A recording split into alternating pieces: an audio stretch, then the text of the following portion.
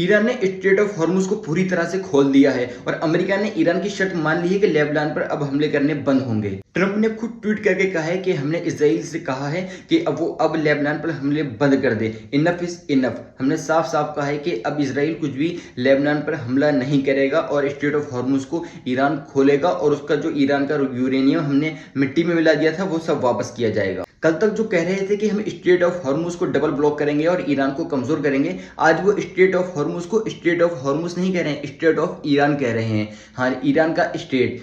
Trump ने खुद ये ट्वीट करके कहा है कि स्टेट ऑफ ईरान को खोलने पर ईरान का बहुत बहुत शुक्रिया और स्टेट ऑफ ईरान के पूरी तरह से रास्ते खोल दिए गए हैं। ट्रंप ने खुद ट्वीट करके ये जानकारी दी। स्टेट ऑफ हॉर्मुज को स्टेट ऑफ ईरान ट्रंप ने कह तो दिया, लेकिन बाद में याद आया कि इससे तो मैं कमजोर दिखूंगा और लोग मेरी मजाक बनाएंगे। फिर ट्रंप ने तुरंत दूसरा ट्वीट किया और कहा कि स्टेट ऑफ हॉर्मुज को पूरी तरह से खोल दिया गया है, लेकिन हमने जो ब्लॉक किया था वो हम अभी नहीं खोलेंगे जब तक ईरान से डील नहीं हो जाती। हालांकि उसके बाद भी ईरान का जहाज उनके बैरिकेड से गुजरा है और पाकिस्तान का भी एक जहाज उस बैरिकेड से गुजर चुका है। हाँ, ईरान का खुद का जहाज अमेरिका के द्वारा लगाए गए बैरिकेड को तोड़ करके मिलियंस ऑफ टन तेल बेच चुका है।